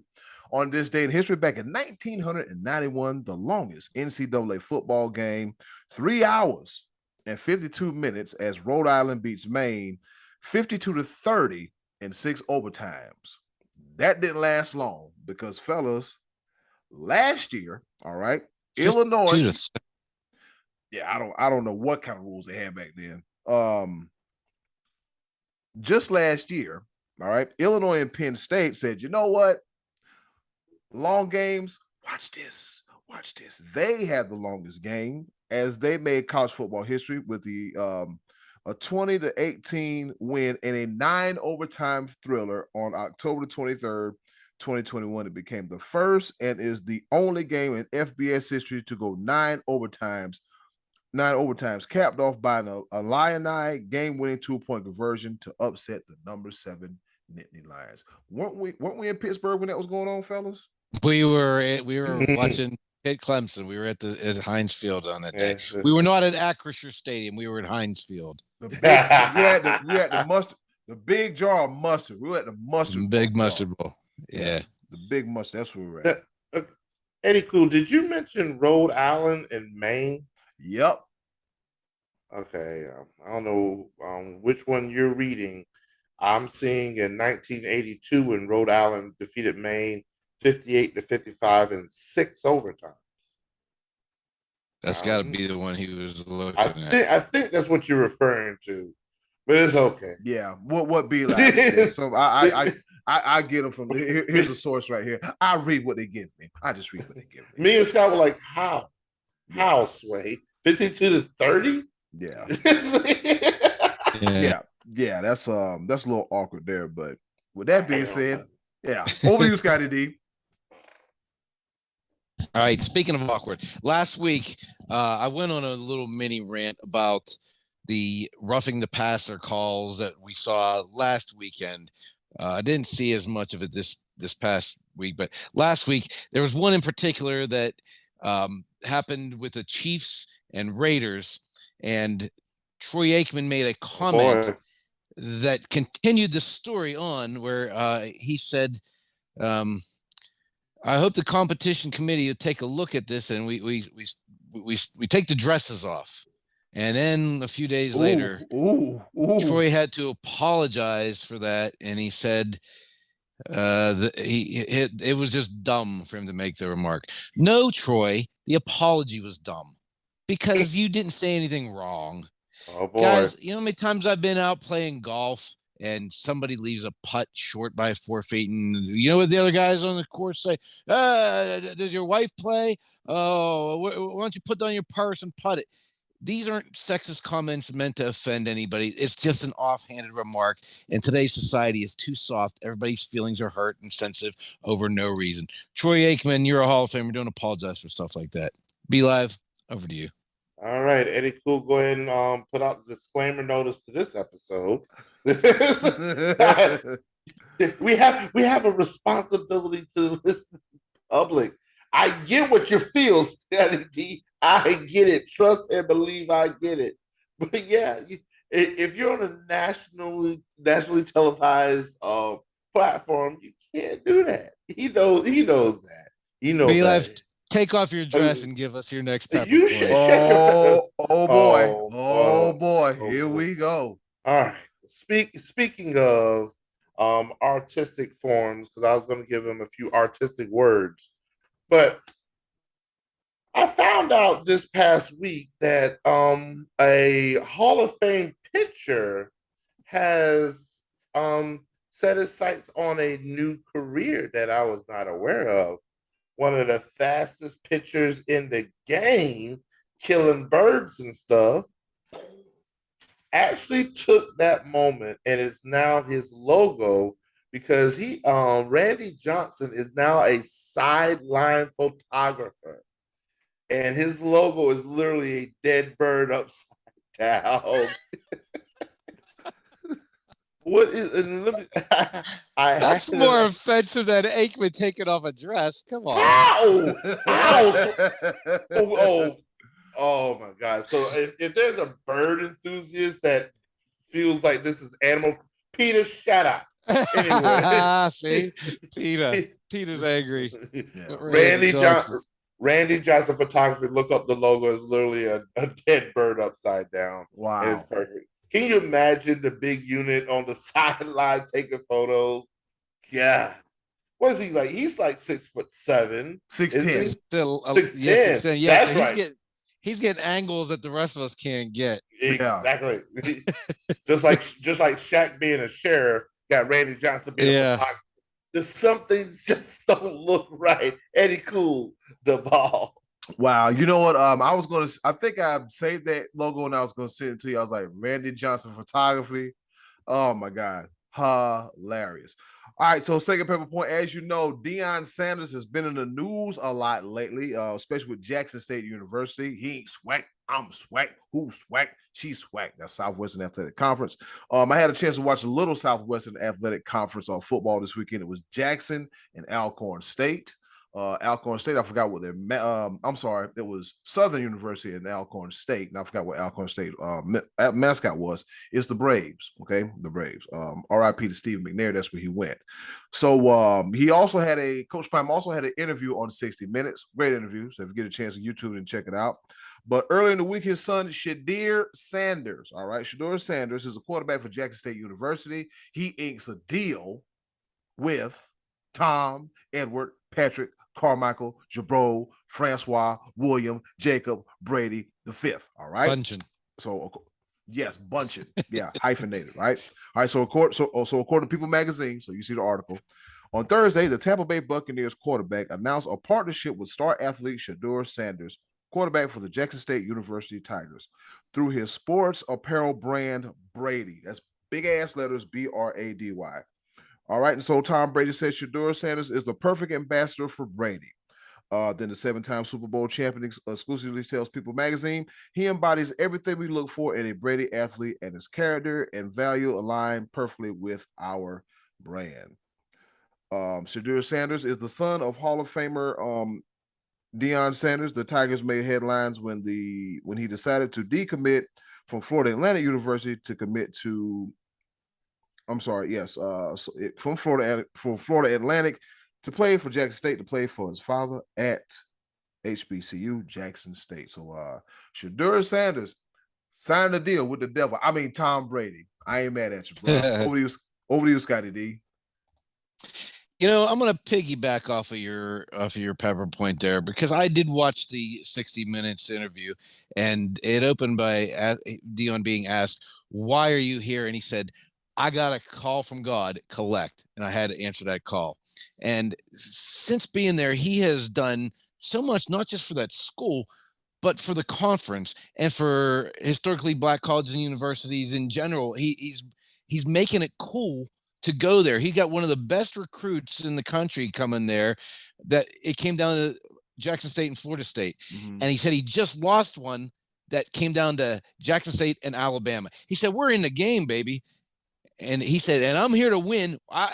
You smell winning when you come around me." Yeah. Deion Sanders has always been a winner everywhere he's been. Everything he's done, he's been a winner. And one thing that that he did say that bothered me a little bit, they said, "Deion, some of these bigger schools are going to come calling. What are you going to do when they come calling?" And he said, "I'm going to entertain it. I'd be stupid not to entertain it." What I hope happens is that God calls him to say no, and he sticks with Jackson State and gets that school some leverage and some momentum, that they keep it going. I hope that this trend continues of the the historic Black college and university, HBCU. I hope that they continue this positive path going down. Then they're not just an afterthought, because there are some great athletes that have been there and probably been overlooked. And Deion being there is a game changer. And I've always been a fan of his, but even after seeing that 60 Minutes interview, I'm an even bigger fan. So tip of the cap to Deion Sanders. He took that job for $500,000 a year for a guy who we know is worth more and can make a lot more than that. So I commend him for his decision to answer the God's call. Be Live, over to you. Speaking of coaches one is leading the path and getting a call from God, I can tell you one coach that did not get a call from the man upstairs, and we won't put that on him whatsoever. And the fact that he is a joke, even in the organization as is, that is former coach of the Carolina Panthers, Matt Rule. A new report came out that Matt Rule was trying to indoctrinate this way of thinking at Carolina called the way of the Panther. So what? And I quote, this document reads, "Pepsi tastes like Pepsi 24 hours a day. We have a brand at the Panthers. This brand defines us both on the field and in everyday life. We are the toughest, hardest working, most competitive team in the NFL." Who is we? What? Yeah, who is what? Huh? I'm just going to leave it at that. Eddy Kool, the way of the bull. Yeah, you're right, Be Live. The way of the bull, Dookie. Scotty D, if you want to do us a quick favor to hold up the please, please do. Yeah, because that should have been up the whole time that the Almighty Be Live was reading that mess that Matt wrote. Yes. No, I'm gonna take it another level. I'm sorry. This document continues to say, if you can't write down this plan and the brand, then you're not OOU.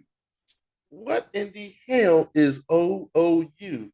It stands for one of us.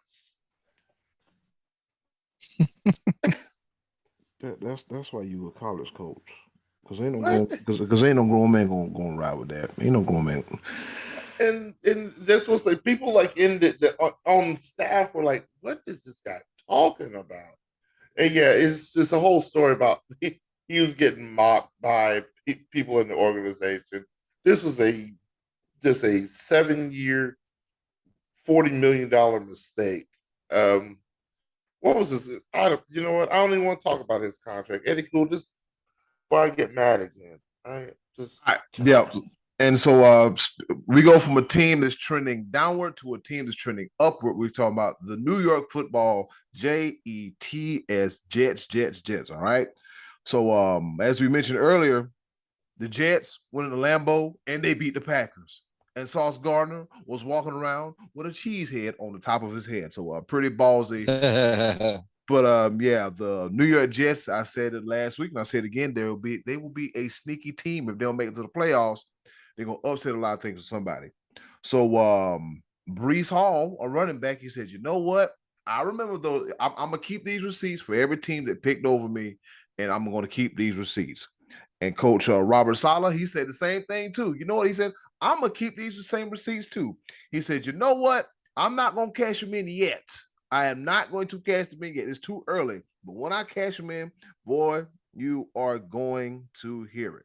So according to the Sporting News, where I'm reading this from, my source, after downing the Green Bay Packers in Lambeau Field, the New York Jets are 4-2 on the 2022 season. All four of the team's wins have come since week 2, when Robert Saleh's now famed receipts speech took place on New York radio by storm. I'm going to be more than happy to share them receipts when it's all said and done. The Jets have new life. The Giants have new life. And the Buffalo Bills, they keep doing what they do. So the state of New York football is at an all-time high, because I can't recall the last time all 3 teams were this good.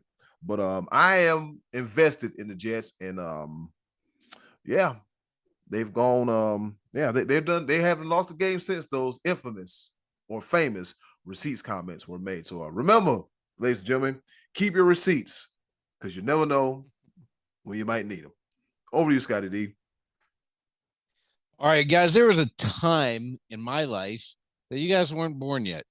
And when during that time period, as a very, very young baseball fan, I learned about baseball through baseball cards and This Week in Baseball. I used to study my baseball cards and read the backs of them and learn about who was getting wins and losses and hits and saves. And I learned about the Rolaids Relief Pitcher of the Year from This Week in Baseball. And back around that time, there's a few names that were predominant: Dan Quisenberry, Kent Colby, Goose Gossage, Raleigh Fingers, and Bruce Sutter, who I thought was Bruce Sutter based on the baseball card that I got of him in Chicago Cubs uniform. Well, Bruce Sutter passed away last week at the age 69 of cancer. He was a Hall of Famer, inducted in 2006. He pitched for the Cubs, Cardinals, and finished his career with the Braves. And he was a Cy Young Award winner, a 4-time Rolaids Relief Man Award winner, World Series champion with the Cardinals in 1982, and a 6-time All-Star.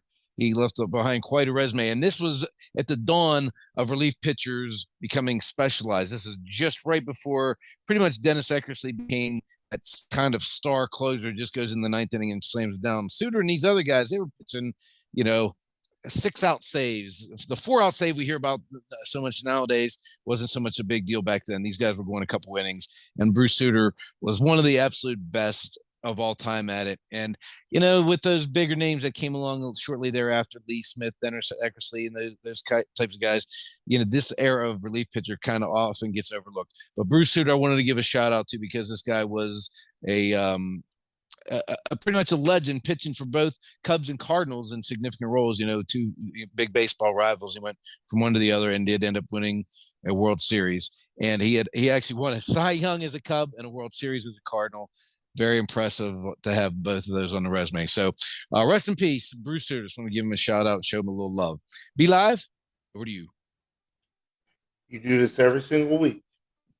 Man, I should have gone. You know what? I was going to save Dion for last, but Eddie set me up with Dion, so I went with that. So yeah, I didn't. It was still good, Scott. Still good. Oh, it's all right. Okay, flip the switch. Flip the switch. No, I got it. Because see, this is a feel good story. This is a feel good story, because when 2 people that love each other, they come together in holy matrimony, and they celebrate life together and their newfound life together in many, many years and decades of just love and bliss and marriage.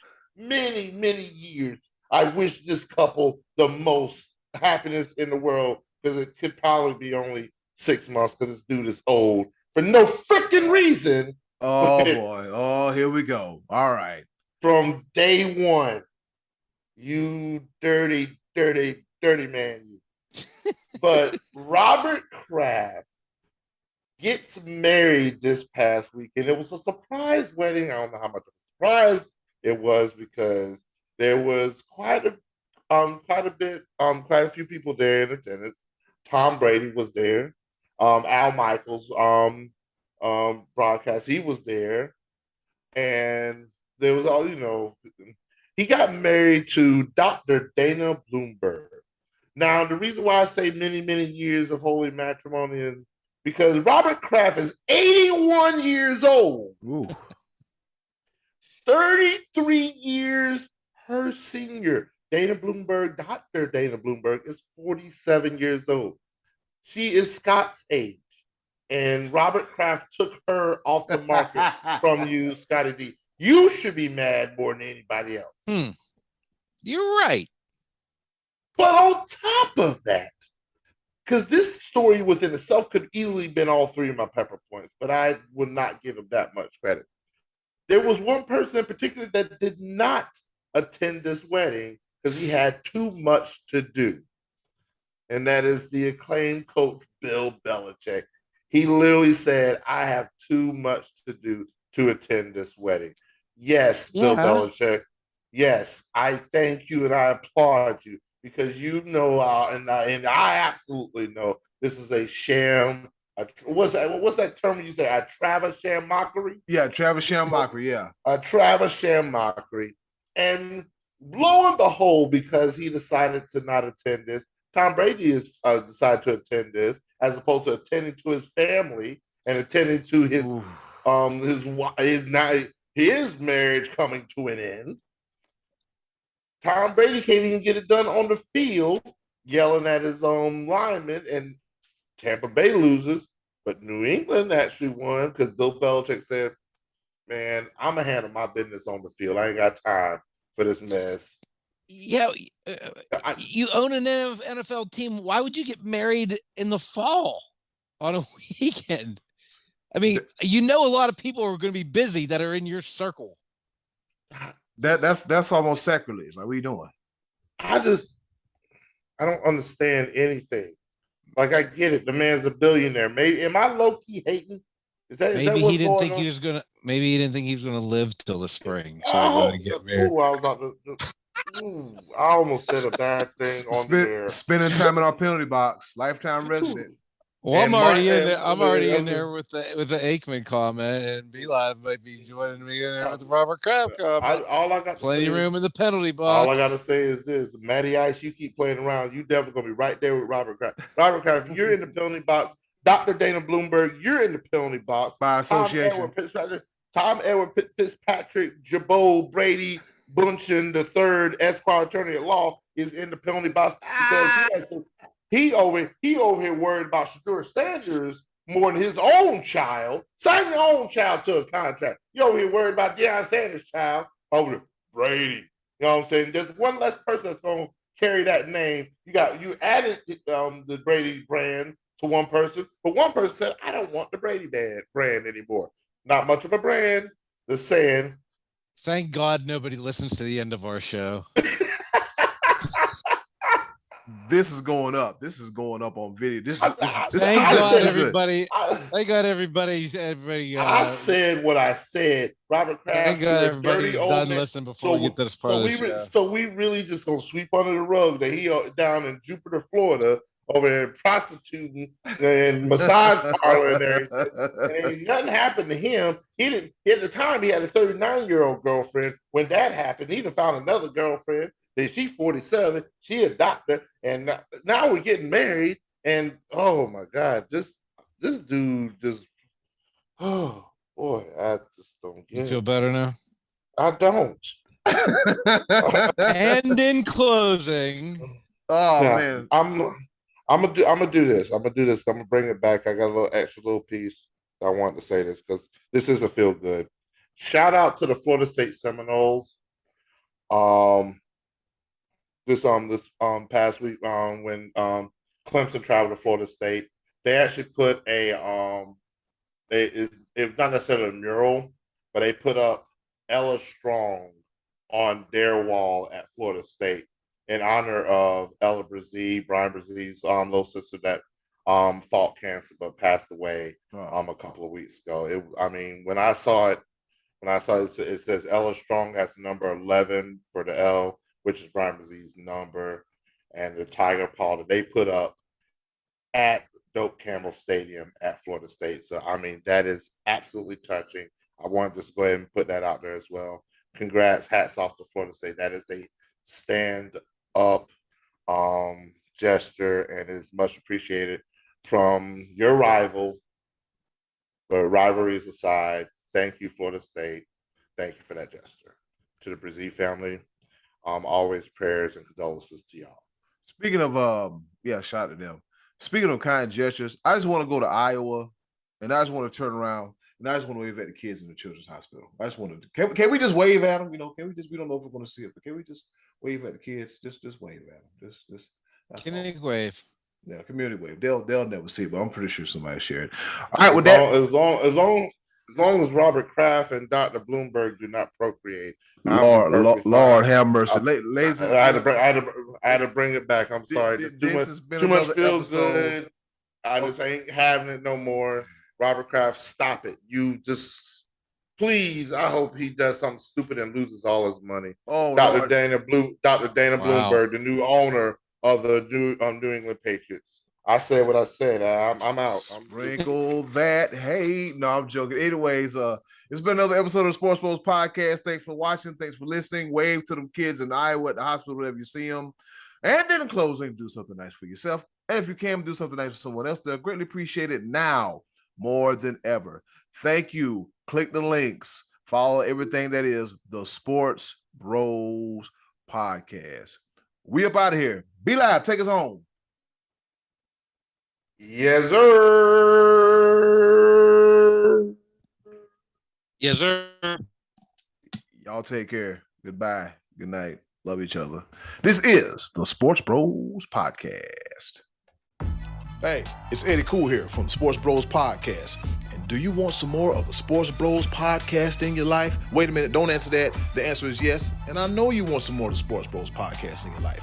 Do us a small favor.